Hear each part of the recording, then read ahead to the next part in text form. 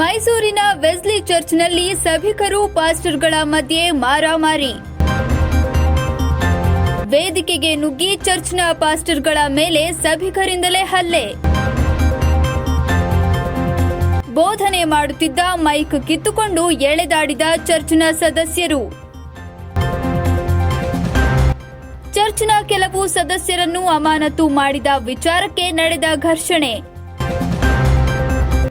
CSI ಸಮುದಾಯದ ವಿರುದ್ಧ ಕೆಲವು ಸದಸ್ಯರೇ ಚಿತಾವಣೆ ಮಾಡಿದ ಆರೋಪ.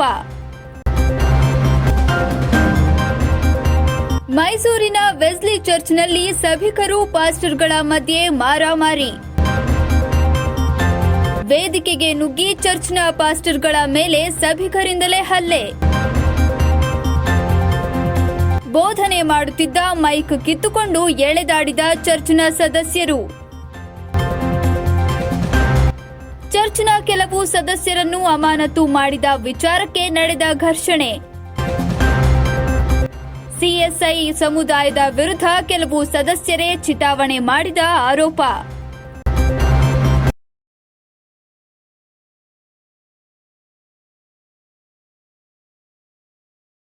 ಮೈಸೂರಿನ ವೆಸ್ಲಿ ಚರ್ಚ್ನಲ್ಲಿ ಸಭಿಕರು ಮತ್ತು ಬೋಧಕರ ನಡುವೆ ಮಾರಾಮಾರಿ ನಡೆದು ಚರ್ಚಿನ ಪಾಸ್ಟರ್ಗಳ ಮೇಲೆ ಸಭಿಕರೇ ಹಲ್ಲೆ ನಡೆಸಿರುವ ಪ್ರಕರಣ ನಡೆದಿದೆ.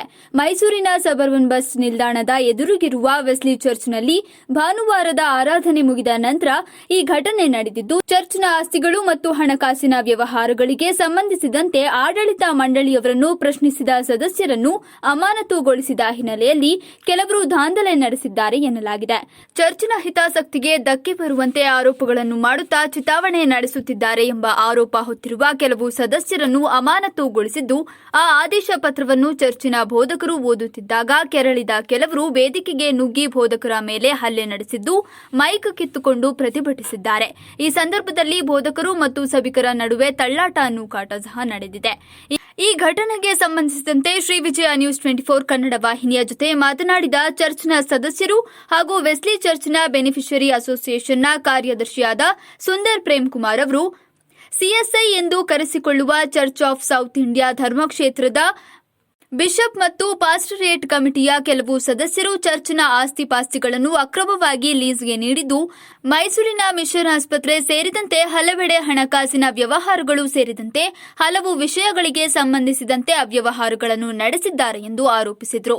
ಈ ಅಕ್ರಮಗಳನ್ನು ಪ್ರಶ್ನಿಸಿದವರ ಮೇಲೆ ಪ್ರತ್ಯಾರೋಪ ಮಾಡುತ್ತಿರುವ ಪಾಸ್ಟರೇಟ್ ಕಮಿಟಿಯವರು ಬಿಷಪ್ ಮೂಲಕ ಅಮಾನತು ಆದೇಶ ಹೊರಡಿಸಿದ್ದು, ಭಾನುವಾರ ಆರಾಧನಾ ಸಭೆ ಮುಗಿದ ನಂತರ ಅಮಾನತು ಆದೇಶವನ್ನು ಮೈಕ್ನಲ್ಲಿ ಅನೌನ್ಸ್ ಮಾಡುತ್ತಿದ್ದರು. ಈ ಸಂದರ್ಭದಲ್ಲಿ ನಾವು ಅದನ್ನು ಪ್ರಶ್ನಿಸಿದ್ದು, ಘರ್ಷಣೆ ಸಹ ನಡೆದಿದೆ ಎಂದು ಹೇಳಿದರು. ನಾವು ನಿನ್ನೆ ನಡೆದಂಥ ಒಂದು ಏನು ಚರ್ಚಲ್ಲಿ ಗಲಾಟೆ ಆಯಿತು ಅನ್ನೋದು ಒಂದು ಸಂಕ್ಷಿಪ್ತವಾಗಿ ನಾವು ವಿವರಣೆ ಕೊಡಬೇಕು ಅಂತಂದರೆ, ನಮ್ಮ ಬಿಷಪ್ ಅವರು ಹಾಗೂ ವಿನ್ಸೆಂಟ್ ಪಾಲಣ್ಣ ಇವರಿಬ್ಬರೂ ನಮ್ಮ CSI KSDಲಿ ಅವ್ಯವಹಾರಗಳನ್ನ ಮಾಡ್ಕೊಂಡು ಬರ್ತಾ ಇದ್ದಾರೆ. ಇವರು ಮಾಡ್ತಾ ಇರೋಂಥ ಎಲ್ಲ ಅವ್ಯವಹಾರಗಳು ಕೂಡ ನಮ್ಮ ಹತ್ರ ಡಾಕ್ಯುಮೆಂಟ್ರಿ ಎವಿಡೆನ್ಸ್ ಇದೆ. ಇವರು GPA ಹೋಲ್ಡರ್ ಅಂದ್ಕೊಂಡು ಇವರು ಚಿಕ್ಕಮಂಗ್ಳೂರಿನಲ್ಲಿ ಮತ್ತು ಹಾಸನದಲ್ಲಿ ಎಲ್ಲ ಕಡೆ ಇವರು ಪ್ರಾಪರ್ಟಿನ ಇವರು ಲೀಸ್ ಮಾಡಿದ್ದಾರೆ. ಆ ಲೀಸ್ ಮಾಡಿದಂಥ ಡಾಕ್ಯುಮೆಂಟ್ ಕೂಡ ನಮ್ಮ ಹತ್ರ ಇದೆ. ಹಾಗೂ ಸರ್ಕಾರಕ್ಕೆ ಮೈನಾರಿಟಿ ಫಂಡಿಂದ ಇವರು ಕಲ್ಲಂಬಳ್ಳಿ ಚರ್ಚಲ್ಲಿ ಇವರು ಇಲ್ಲಿಗಾಗಿ ಅಡ್ರೆಸ್ ಎಲ್ಲ ಇದು ಮಾಡ್ಕೊಂಡು ಚೇಂಜ್ ಮಾಡ್ಕೊಂಡು ಇದನ್ನೆಲ್ಲ ಮಾಡಿದ್ದಾರೆ. ಇದನ್ನೆಲ್ಲ ಸಾಬೀತು ನಮ್ಮ ಹತ್ರ ಇದೆ.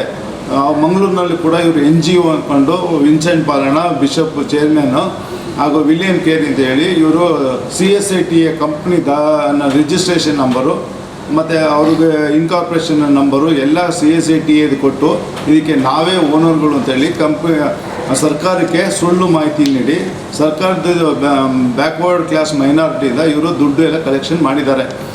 ಬಾಗೆ ಒಳಗೆ ಹಾಸನ ಡಿಸ್ಟ್ರಿಕ್ಟ್ ಬಾಗೆಯಲ್ಲಿ ನ್ಯಾಷನಲ್ ಹೈವೇ ಅಥಾರಿಟಿಯವರು 14 ಲಕ್ಷ ರೂಪಾಯಿ ಕೊಟ್ಟಿದ್ದಾರೆ. ರೋಡ್ ವೈಡನಿಂಗ್ಗೆ ನಮ್ಮ ಚರ್ಚ್ ಜಾಗನ ಅವರು ತೊಗೊಂಡಿದ್ದಕ್ಕೆ ಈ 14 ಲಕ್ಷನೂ ಬಿಷಪ್ನ ಹೆಸರಲ್ಲಿ ಅವನ ಅಕೌಂಟ್ಗೆ ಹೋಗಿದೆ. ಈ ಒಂದು ಇಷ್ಟೊಂದು ಅವ್ಯವಹಾರ ಇವುಗಳು ಮಾಡ್ತಾ ಇರುವಾಗ ಇದನ್ನೆಲ್ಲ ನಾವು ಪ್ರಶ್ನೆ ಮಾಡ್ತಾ ಇದ್ದೀವಿ. ಮಿಷನ್ ಹಾಸ್ಪಿಟಲ್ ಕೂಡ ಇದೇ ರೀತಿ ಇವರು GPA ಕೊಟ್ಕೊಂಡು ಇವ್ರಿಗೆ ಸಿಗ್ನೇಟರಿಂದ ಮಾಡಿಕೊಂಡು ಇವರು ದುಡ್ಡು ಕಳ್ತನ ಮಾಡ್ತಾ ಇದ್ದಾರೆ. ಇವರು ಅವ್ಯವಹಾರಗಳು ಮಾಡ್ತಾ ಇದ್ದಾರೆ. ಇದನ್ನು ನಾವು ಎಲ್ಲ ಕಡೆ ನಾವು ಪ್ರಶ್ನೆ ಮಾಡ್ತಾ ಇದ್ದೀವಿ. ಈ ಒಂದು ನಿನ್ನೆ ಒಂದು ವೆಸ್ಲಿ ಚರ್ಚ್ ಮೈಸೂರಿನಲ್ಲಿ ಇದೇ ಎಲ್ಲ ಆರಾಧನೆ ಎಲ್ಲ ನಡೀತಾ ಇರೋಂಥ ಸಂದರ್ಭದಲ್ಲಿ ಆರಾಧನೆ ಎಲ್ಲ ಮುಗಿಸಿ ನಾವು ಕೂಡ ಆರಾಧನೆಯಲ್ಲಿ ಪಾಲ್ಗೊಂಡಿದ್ವಿ. ಆರಾಧನೆ ಮುಗಿಸಿ ನಾವು ಹೊರಗಡೆ ಹೋದಾದ್ಮೇಲೆ ನಾವು ಹೋಗಿದ್ದನ್ನ ಅವ್ರು ಗಮನಿಸಿದ್ದಾರೆ. ಅದಾದ ನಂತರ ಇವರು ಏಕಾಏಕಿ ನಮ್ಮನ್ನು ಸಸ್ಪೆನ್ಷನ್ ಮಾಡಿದ್ದೀವಿ ಅಂತ ಯಲೀಶ್ ಕುಮಾರ್ ಅನೌನ್ಸ್ ಮಾಡೋಕ್ಕೆ ಅವರು ಮಾಡ್ತಿರೋಂಥ ಸಂದರ್ಭದಲ್ಲಿ ನಾವು ಕೇಳಿಸ್ಕೊಂಡು ನಾವು ಚರ್ಚ್ ಒಳಗಡೆ ಹೋಗಿ ನಾವು ಏನು ಅಂತ ಕೇಳುವಾಗ ಇದು ಅನೌನ್ಸ್ ಮಾಡ್ತಿರೋದು ಯಾತಿಕೆ ಅಂದ್ಬಿಟ್ಟು ನಾವು ಚರ್ಚಲ್ಲಿ ಹೋಗಿ ಅವ್ರನ್ನ ನಾವು ವಿಚಾರಣೆ ಮಾಡಿದ್ವಿ. ಆಗ ಸ್ವಲ್ಪ ಘರ್ಷಣೆಗೆ ಅವಕಾಶ ಆಯಿತು. ಇದೇ ರೀತಿ ಹೋದ ವಾರ ಚಾಮರಾಜನಗರದಲ್ಲಿ ಕಮಿಟಿ ಮೆಂಬರ್ಸು ಲೆಕ್ಕ ಕೇಳಿದ್ದಾರೆ. ಲೆಕ್ಕ ಕೇಳಿದ್ದಕ್ಕೆ ಯಾರೂ ನಮ್ಮನ್ನ ಲೆಕ್ಕ ಕೇಳಬಾರ್ದು, ನಾವೇನಿದ್ರು ಬಿಷಪ್ಗೆ ಲೆಕ್ಕ ಕೊಡೋದು, ಕಮಿಟಿಗೆ ಲೆಕ್ಕ ಕೊಡೋಂಥ ಅಧಿಕಾರ ಇಲ್ಲ ಅಂತೇಳಿ ನಿನ್ನೆನೂ ಕೂಡ ಚಾಮರಾಜನಗರದಲ್ಲಿ ಇಡೀ ಎಂಟೈರ್ ಕಮಿಟಿ 9 ಜನ ಕಮಿಟಿ ಮೆಂಬರ್ಸ್ನ ಇವರು ಅಮಾನತಿನಲ್ಲಿ ಇಟ್ಟಿದ್ದಾರೆ, ಡಿಸ್ಮಿಸ್ ಮಾಡಿದ್ದಾರೆ. ಸಿಎಸ್ಐ ಧರ್ಮಕ್ಷೇತ್ರಕ್ಕೆ ಸಂಬಂಧಿಸಿದಂತೆ ನಡೆದಿರುವ ಅಕ್ರಮ ಅವ್ಯವಹಾರಗಳ ಬಗ್ಗೆ ಸಮಗ್ರ ತನಿಖೆಯಾಗಬೇಕು ಎಂದು ಆಗ್ರಹಿಸಿ ನಾವು ನಮ್ಮ ಸಂಘಟನೆಯನ್ನು ರಿಜಿಸ್ಟರ್ ಮಾಡಿಸಿ ಕಾನೂನು ಹೋರಾಟ ನಡೆಸುತ್ತಿದ್ದೇವೆ. ನಮಗೆ ನ್ಯಾಯ ಸಿಗುವವರೆಗೂ ಮತ್ತು ಚರ್ಚ್ನ ಆಡಳಿತ ವ್ಯವಸ್ಥೆ ಸರಿಯಾಗುವವರೆಗೂ ನಮ್ಮ ಹೋರಾಟ ಮುಂದುವರಿಯುತ್ತದೆ. ನಾವು ಜಿಲ್ಲಾಧಿಕಾರಿಗೆ ಅಲ್ಪಸಂಖ್ಯಾತ ಆಯೋಗಕ್ಕೆ ಸಹ ದೂರು ನೀಡಿದ್ದು ಸೂಕ್ತ ತನಿಖೆ ನಡೆಯಬೇಕೆಂದು ಒತ್ತಾಯಿಸುತ್ತೇವೆ ಎಂದು ಸುಂದರ್ ಪ್ರೇಮ್ ಕುಮಾರ್ ಹೇಳಿದರು.